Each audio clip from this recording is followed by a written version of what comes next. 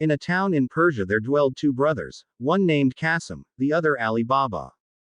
Qasim was married to a rich wife and lived in plenty, while Ali Baba had to maintain his wife and children by cutting wood in a neighboring forest and selling it in the town.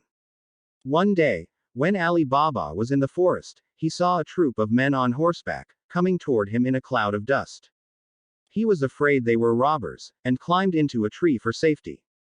When they came up to him and dismounted, he counted 40 of them. They unbridled their horses and tied them to trees.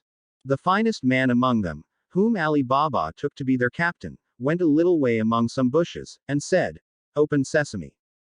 So plainly that Ali Baba heard him. A door opened in the rocks, and having made the troop go in, he followed them, and the door shut again of itself. They stayed some time inside, and Ali Baba, fearing they might come out and catch him, was forced to sit patiently in the tree. At last the door opened again, and the 40 thieves came out. As the captain went in last, he came out first, and made them all pass by him. He then closed the door, saying, "Shut sesame." Every man bridled his horse and mounted. The captain put himself at their head, and they returned as they came.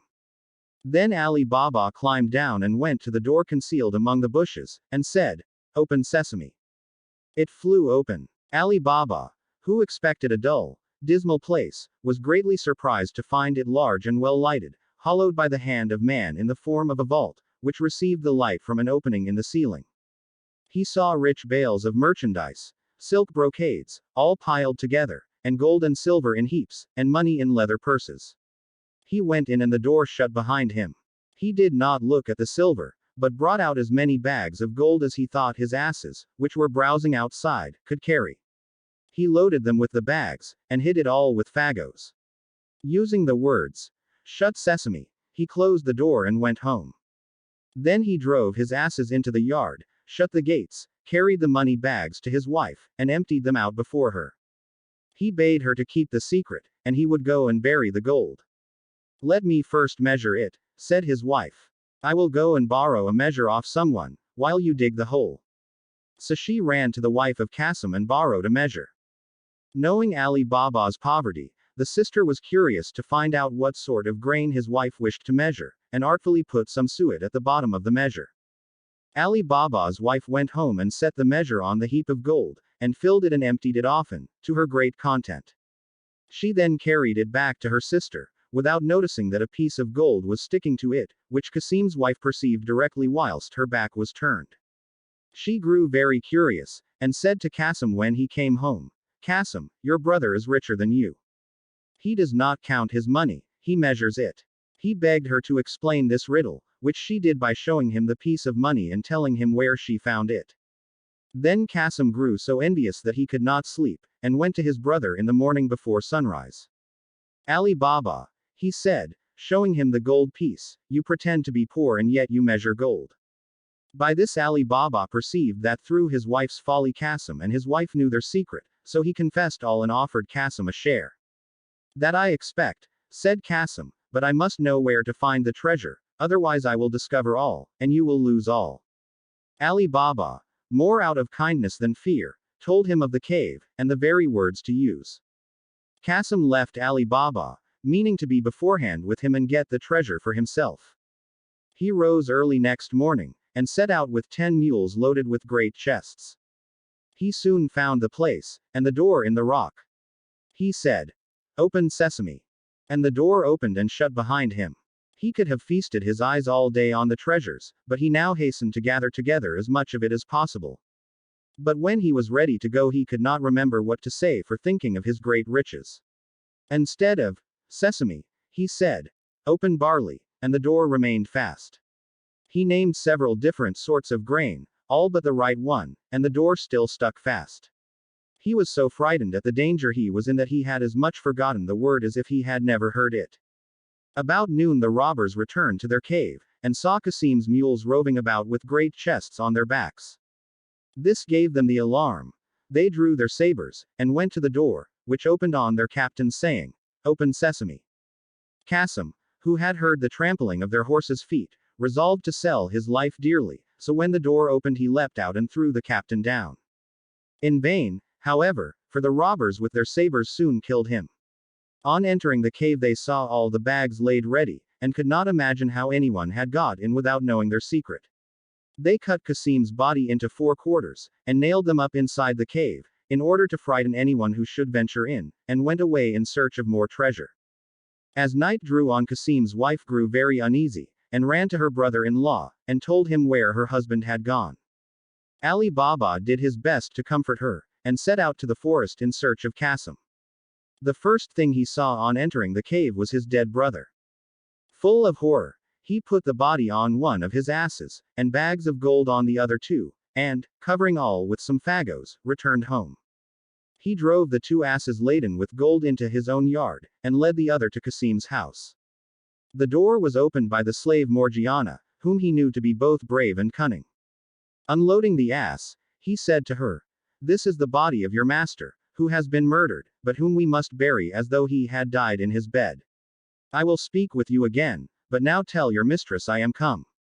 The wife of Kasim, on learning the fate of her husband, broke out into cries and tears, but Ali Baba offered to take her to live with him and his wife if she would promise to keep his counsel and leave everything to Morgiana, whereupon she agreed, and dried her eyes. Morgiana, meanwhile, sought an apothecary and asked him for some lozenges.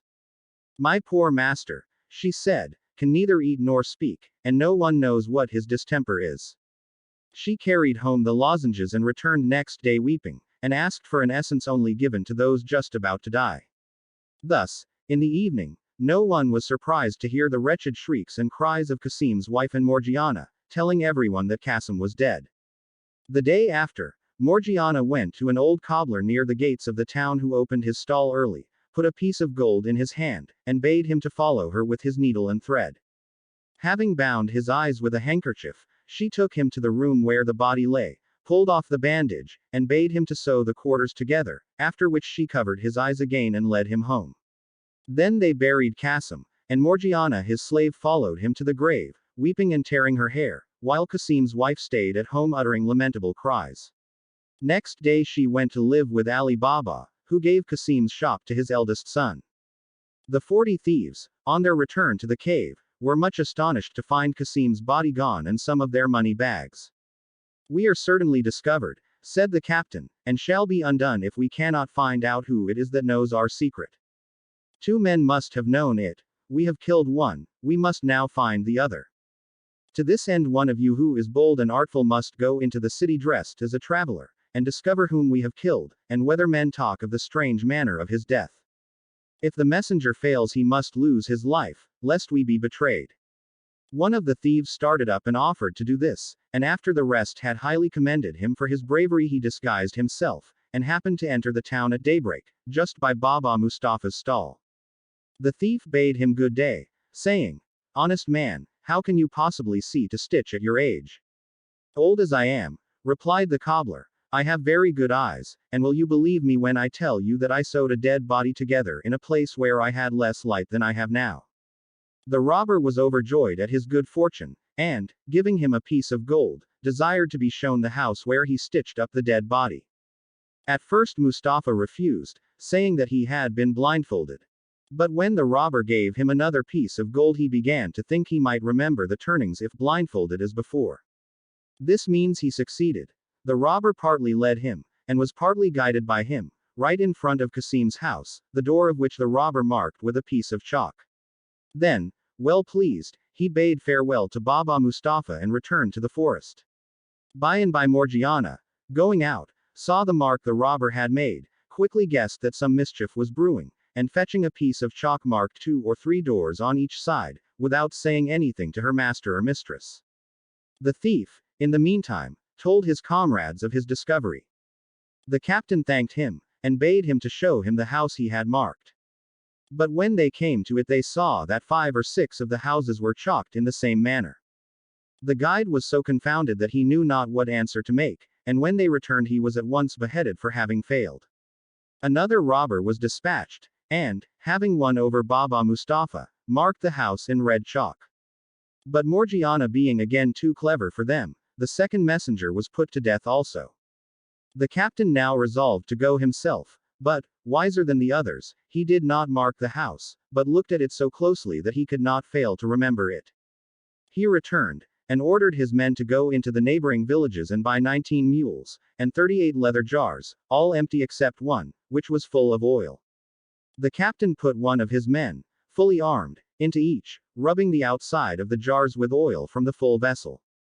Then the 19 mules were loaded with 37 robbers in jars, and the jar of oil, and reached the town by dusk.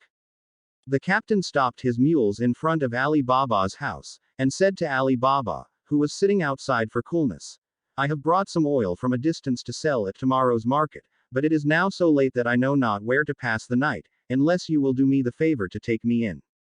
Though Ali Baba had seen the captain of the robbers in the forest, he did not recognize him in the disguise of an oil merchant. He bade him welcome, opened his gates for the mules to enter, and went to Morgiana to bid her to prepare a bed and supper for his guest. He brought the stranger into his hall, and after they had supped went again to speak to Morgiana in the kitchen, while the captain went into the yard under pretense of seeing after his mules, but really to tell his men what to do. Beginning at the first jar and ending at the last, he said to each man, "As soon as I throw some stones from the window of the chamber where I lie, cut the jars open with your knives and come out, and I will be with you in a trice." He returned to the house, and Morgiana led him to his chamber. She then told Abdallah, her fellow slave, to set on the pot to make some broth for her master, who had gone to bed. Meanwhile her lamp went out, and she had no more oil in the house. "Do not be uneasy," said Abdallah. "Go into the yard and take some out of one of those jars." Morgiana thanked him for his advice, took the oil pot, and went into the yard. When she came to the first jar, the robber inside said softly, "Is it time?" Any other slave but Morgiana, on finding a man in the jar instead of the oil she wanted, would have screamed and made a noise. But she, knowing the danger her master was in, bethought herself of a plan, and answered quietly, "Not yet, but presently." She went to all the jars, giving the same answer, till she came to the jar of oil. She now saw that her master, thinking to entertain an oil merchant, had let 38 robbers into his house. She filled her oil pot, went back to the kitchen, and, having lit her lamp, went again to the oil jar and filled a large kettle full of oil. When it boiled, she went and poured enough oil into every jar to stifle and kill the robber inside. When this brave deed was done, she went back to the kitchen, put out the fire and the lamp, and waited to see what would happen. In a quarter of an hour the captain of the robbers awoke, got up, and opened the window. As all seemed quiet, he threw down some little pebbles which hit the jars. He listened, and as none of his men seemed to stir he grew uneasy, and went down into the yard. On going to the first jar and saying, "Are you asleep?" he smelt the hot-boiled oil, and knew at once that his plot to murder Ali Baba and his household had been discovered. He found all the gang was dead, and, missing the oil out of the last jar, became aware of the manner of their death. He then forced the lock of a door leading into a garden, and climbing over several walls made his escape. Morgiana heard and saw all this, and, rejoicing at her success, went to bed and fell asleep. At daybreak Ali Baba arose, and, seeing the oil jars still there, asked why the merchant had not gone with his mules. Morgiana bade him look in the first jar and see if there was any oil. Seeing a man, he started back in terror. "Have no fear," said Morgiana. "The man cannot harm you. He is dead."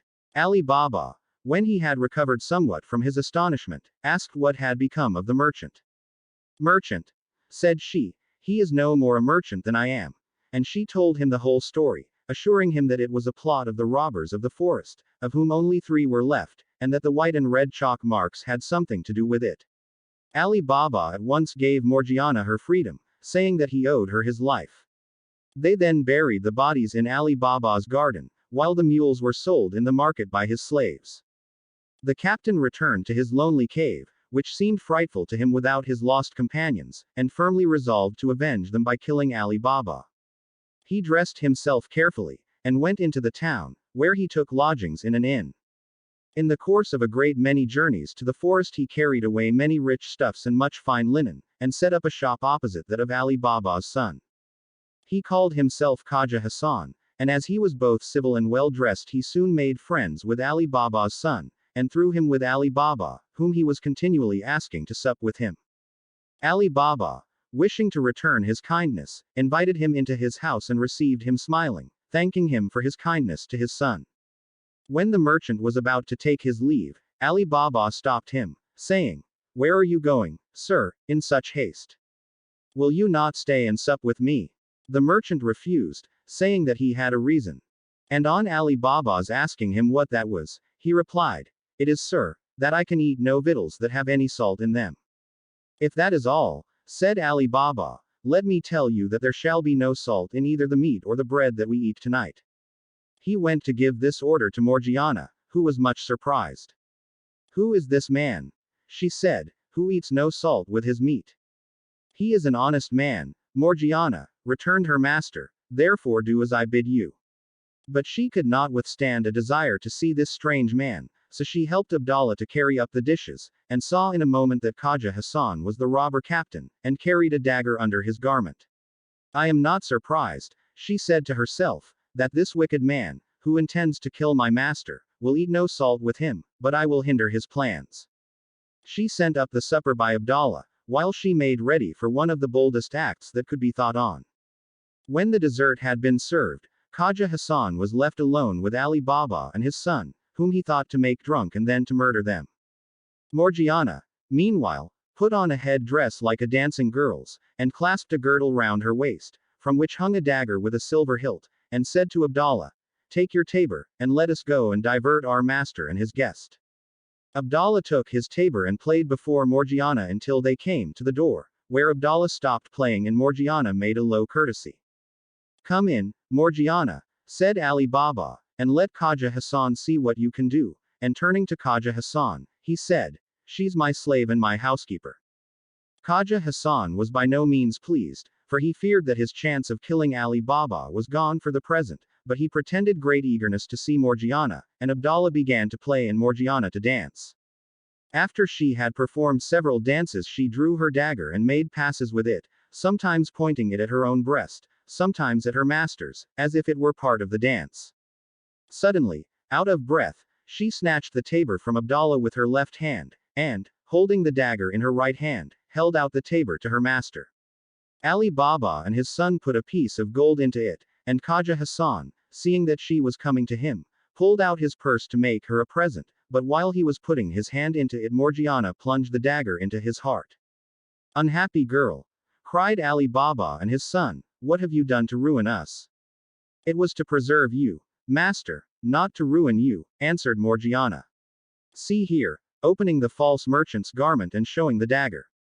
"See what an enemy you have entertained. Remember, he would eat no salt with you, and what more would you have? Look at him. He is both the false oil merchant and the captain of the 40 Thieves."